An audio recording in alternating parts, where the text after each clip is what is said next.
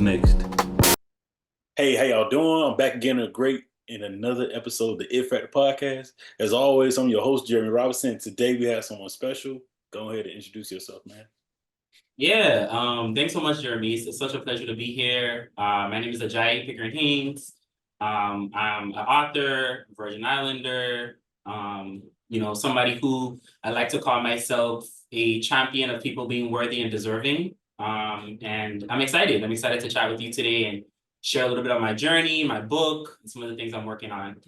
Indeed, man. So how are you doing mentally, physically, and emotionally? I really love this question because I feel like we're at a time right now where just a lot going on in the world, right? Like I feel like it's a heavy time. I feel like a lot of people are experiencing burnout. The economy is crazy. The job market is trash. Like there's just a lot of reasons for folks to be challenged or struggle right now, to be struggling right now. And I would say mentally for me, I'm doing well. I started therapy last year in 2023 and feel like therapy has just been a great space for me to develop tools to really help during this time.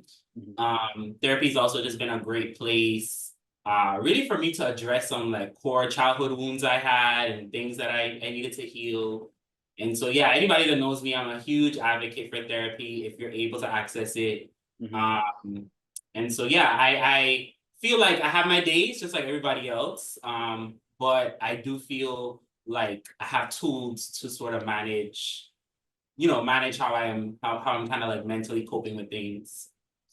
That's good, man. I feel like I am too. Back in, what was it? The heat of the pandemic, a little bit before that. I went to therapy. One of my frat bros was like, "Hey, man, try so-and-so." I'm like, "Okay, I'll try." Of course, I had to pay out your pocket, but it wasn't much, man. And to be very honest, it's more than the money, man. You need it. Like, sitting down, having a conversation, things that you thought weren't issues, you get to find out that they were. But also, not even that. You get to talk to somebody for the first time in your life. You get to talk to somebody that don't know anything about you. Yeah. They have no judgment. They just want to help you. So definitely always Yeah. with therapy. No, that's great to hear. I feel like, especially both of us being Black men, like just being open and transparent about accessing therapy, I think that's so important for both of us to share. And, I think that there's a lot of misconceptions, I feel like, about therapy. And every therapist is different and every therapeutic intervention is different. But for me, it's been super effective. And yeah, I mean, you asked me how I'm doing emotionally. I feel like therapy, and also just my journey as a writer has really helped me like honor my emotions. I feel like that's been a huge theme for me this year. I'm a Cancer, I'm a water sign, so we get a bad rap for being emotional. But it's something that I feel like I've owned now and something that I'm no longer ashamed of. And so, yeah, I have learned how to kind of like emotionally regulate and just allow myself to feel things and allow myself to be human. And I hope that anybody that's listening to this like feels the permission to do the same. Indeed. I love that. So tell us more about how job seekers, new and old, can stand out in the market today, especially we spoke about it's hard. I'm in the market looking for a new job. And I think that it's very hard, and I just want to know, man, some of your stuff, since you're a guru to it, a little guru. I like it. Well, thanks for bigging me up. I definitely appreciate that. Yeah, there's a lot of things I could share. I'll go ahead and just kind of share. I have my book here, Displaced to Realigned. I published this book on March 16th of this year. We'll talk some more about my book. Thank you so much. I think there are a couple things that come to mind for me, and I'll share why I wrote this book later on. But in terms of standing out on the job market or what job seekers should do on the job market, one thing that comes to mind for me that I did is, usually when we're approaching the job market, our main goal is to get a job, which makes sense. But I think that another opportunity that you have when you're navigating the job market is to build relationships, right? And so when I was applying for jobs, when I was laid off, I spent a lot of time cold calling companies, speaking to people about what they do, asking them questions. People love to talk about themselves. I think we both know that, right? So I feel like if you take the approach of like genuinely and authentically building relationships on the job market, you'll find that one, you're able to really make some solid connections and you're able to learn more about companies, you're able to learn more about company culture, and just grow and build your network. So that's the first thing I will say. The second thing I'll share is that in my book, I talk about this concept called your unique selling proposition, your USP. And, you know, obviously the job market is so competitive, right? Like, you know, you're up against people with 100 different resumes. Everybody's in the interview selling themselves and killing it. But in my book, I talk about your unique selling proposition being basically what makes you unique, what makes you stand out, what makes you different from the pack. And I think that is something that's really important for job seekers to think about. In my book, I talk about how you can define and develop and think about your unique selling proposition. And your unique selling proposition is essentially what skills, additional skills, perspectives, or philosophies that you have that could provide added value to a company or team. Indeed. I love And so that's, I think, another gem I would drop that folks can think about. And if you get my book, which I'll be promoting a lot today, I talk more about it in depth. Got you, man. I love that. So I would say also, what's your it factor? Why do you do what you do? Yeah, you know, that's a great question. And I love, by the way, I just love the approach and the vision to this podcast. I think I just love that that's something you have people think about. I'll share a little story. You know, when I was younger, I had this rare eye condition called Brown syndrome. And at the time when I realized that I had, or when my family or my mom realized that I had this rare eye condition, I would like write my letters or numbers upside down. I was having challenges like focusing in the classroom because of this condition. And because it's so rare, there was a lot of time spent on like them trying to figure out what I had. So at one point they thought I might be dyslexic. At another point they thought I might have some type of learning disability or learning retention. And so for a year, maybe a year or two, a lot of tests were being performed on me. There was just a lot of uncertainty about what exactly I had. And, you know, from that age, I knew that I didn't have a learning disability. I didn't have learning retention. And what it created in me is it created this like relentless work ethic, right? Like I started working really hard at performing in the classroom, really hard at doing everything. And eventually I got the right diagnosis and I was able to get treatment, which I'm grateful for. But I think what that experience has taught me and what it's carried with me is just this ability to always be a student, right? This ability to always be learning. And I think that is something that we all, right, could apply to our lives. It's something that we all could apply and could do. And so, yeah, I would say my it factor is I'm constantly a student of myself. I'm a student of reality. I'm a student of my experiences. And I think especially at a time right now where so much is happening in the world, there's so much we could learn from and be a student of. You're definitely right about that. I love that. I love that. That's gonna take you a long way. You're always learning something new. You're always taking a step in the right direction. That's the biggest thing. I think a lot of us beat ourselves up, you know, and think that we're not, Yes. or think that it's not, we're not good enough. But the biggest thing Yes. is we have to keep going. Like you said, it's a lot of stuff going. It's a lot. But you know, the Yeah. crazy thing is life. Right. There's always gonna be a lot going on. Now, is it gonna be like this? No, it's not gonna Right. always be like this.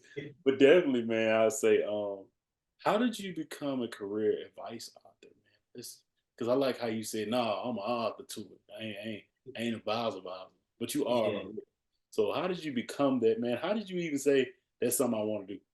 Man, let me tell you, I can't say that this book in particular was something I'd always planned. You know, last year I went through I experienced a layoff Okay. in 2023, and it was during a time when a lot of people were getting laid off. A lot of people still are, right? Unfortunately, because of the job market, the economy, just how companies are moving right now.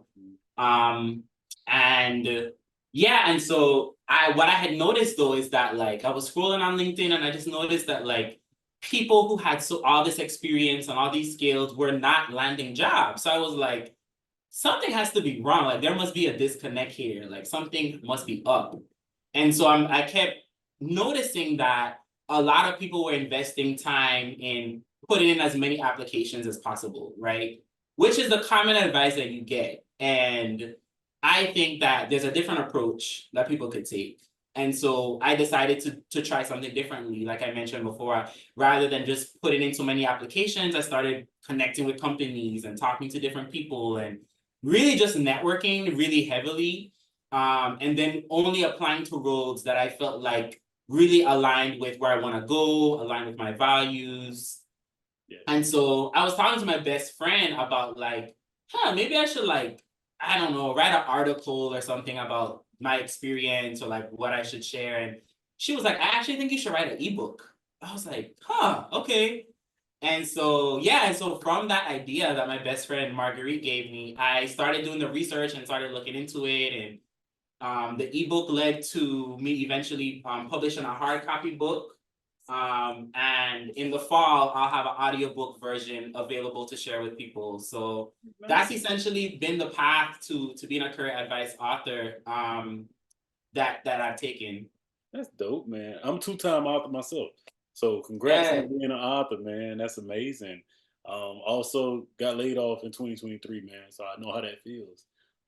With that being said, what went into you wanting to be an author, man?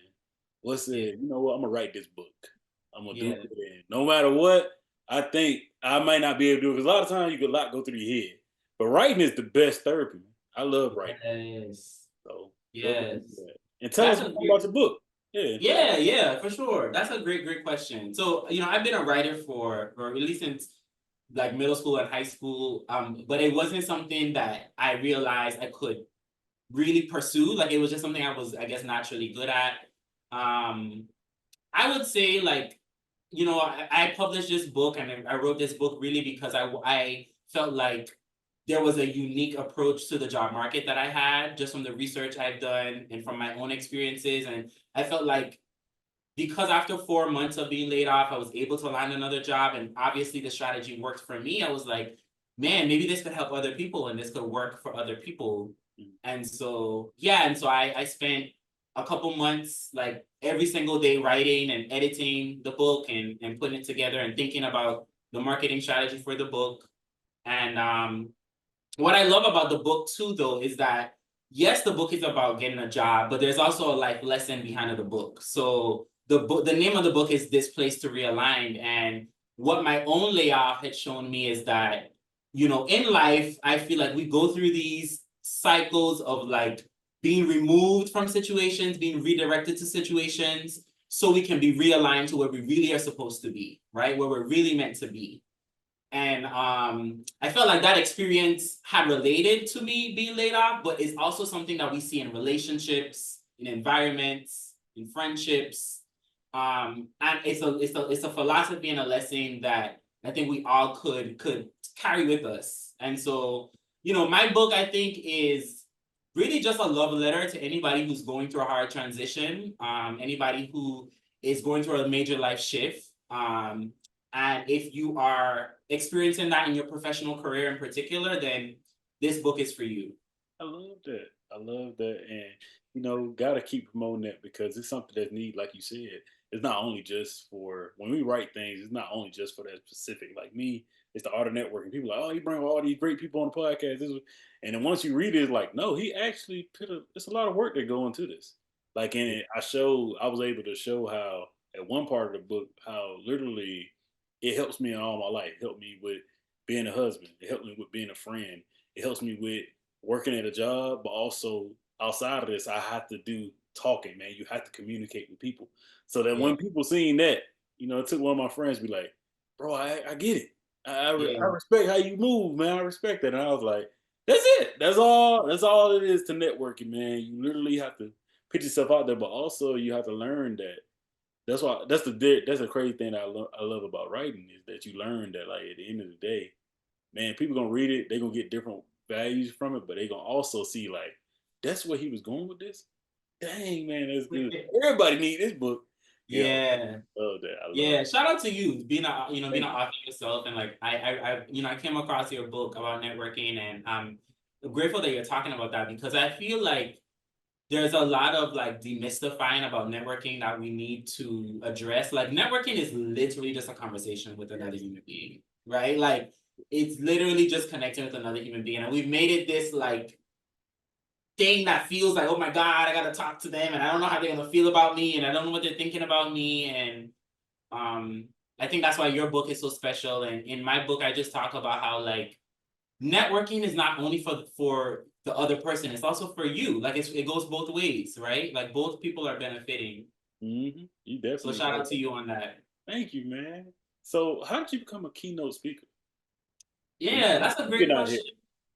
Yeah, you speak. I appreciate you asking that too. Um, what I love about me being a speaker now is that like anybody that knows my origin story knows me from a child. I was very shy. I Mhm. was a huge observer. I was not somebody that was like talking very often.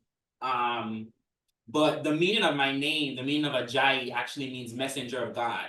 And so I think there was always something in me that knew that speaking and communicating with people was a part of my purpose. Mhm. But it wasn't something I was good at in the beginning.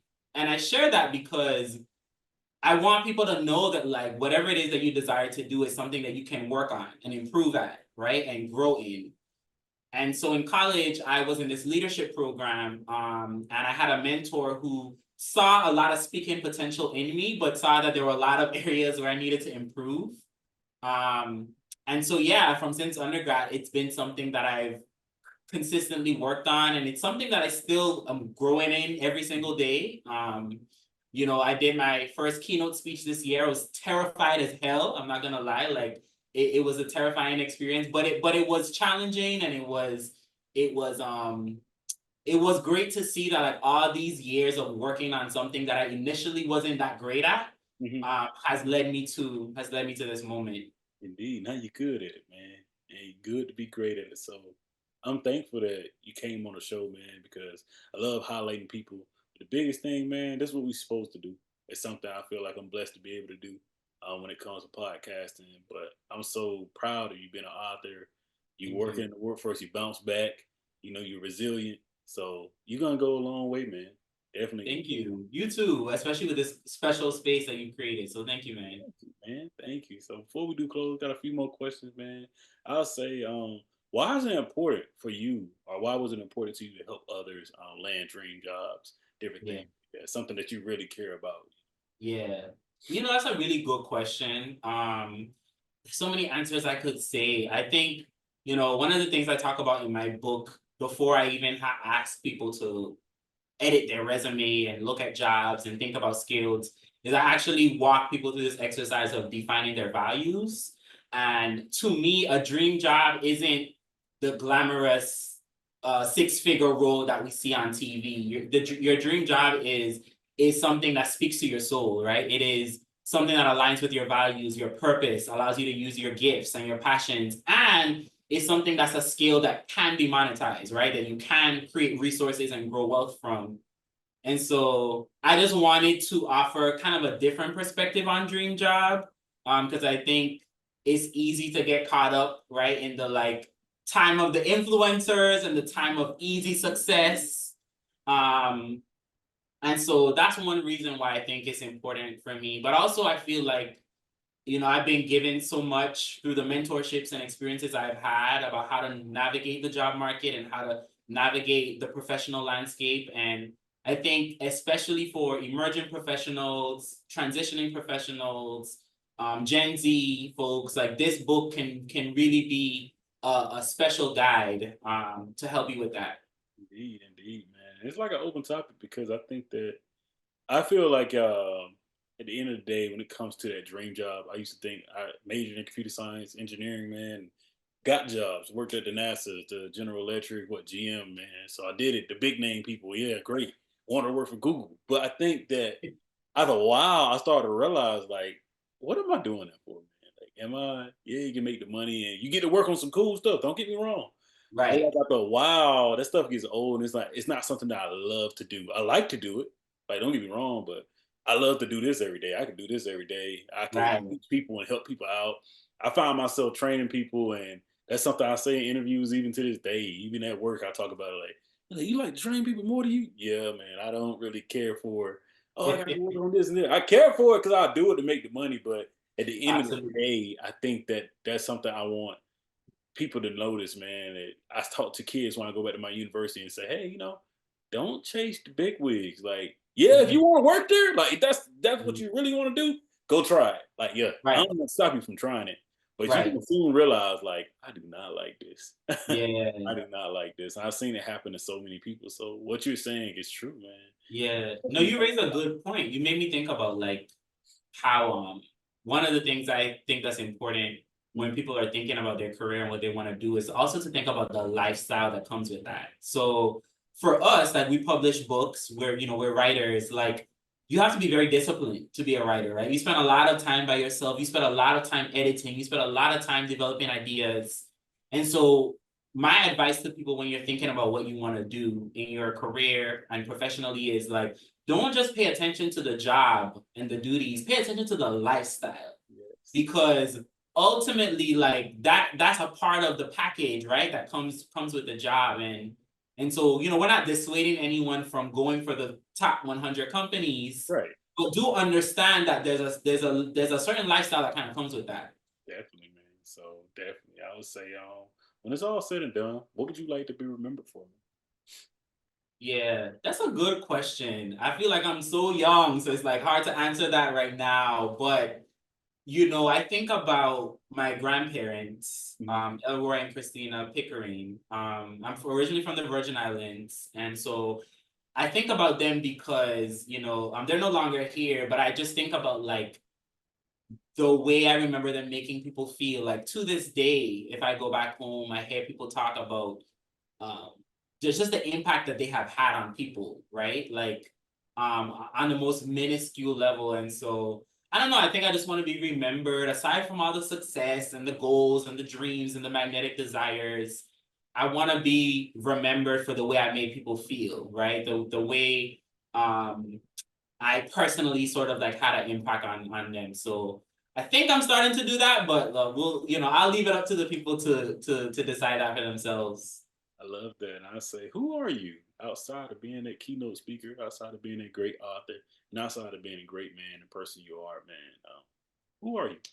Yeah, that's a good question. I think a lot of things I could say. I feel like for me, what comes to mind is, I'm a man of faith. I grew up in the church. I don't practice any particular religion, but my spirituality is something that's very important to me. And as a creative, I feel like I create from a very spiritual place. And I share that because I don't know, I feel like so much of what we're experiencing right now feels like spiritual warfare in a lot of ways. Mhm. Um, and so, yeah, whatever that is for other people, whatever it is, I just think it's important to be grounded in something, to have a foundation in something. It can look different for everybody, but I think for me, like the older I get, the more I realize how important my faith, my spirituality is to me.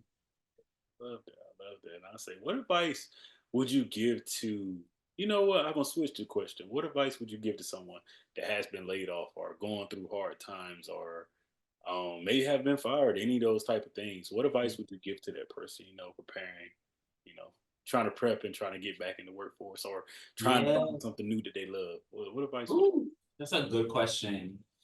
Um, And I'm gonna share some advice that I feel like most people probably wouldn't say, and that might be a little bit different. I mean, the first thing I will say is to honor your humanity, right? Yes. Like allow yourself to feel the feelings of what you're experiencing, right? Whatever shift that is, that could be a breakup, that could be a job loss, that Mhm. could be a hurricane, from the Virgin Islands, like whatever it is that you're experiencing, I think it's just so important for people to just honor your humanity first. And so yeah, I would say start there and that might look different for everyone. But I think you know, you are worthy and deserving of like honoring how you feel and standing and sitting in how you feel.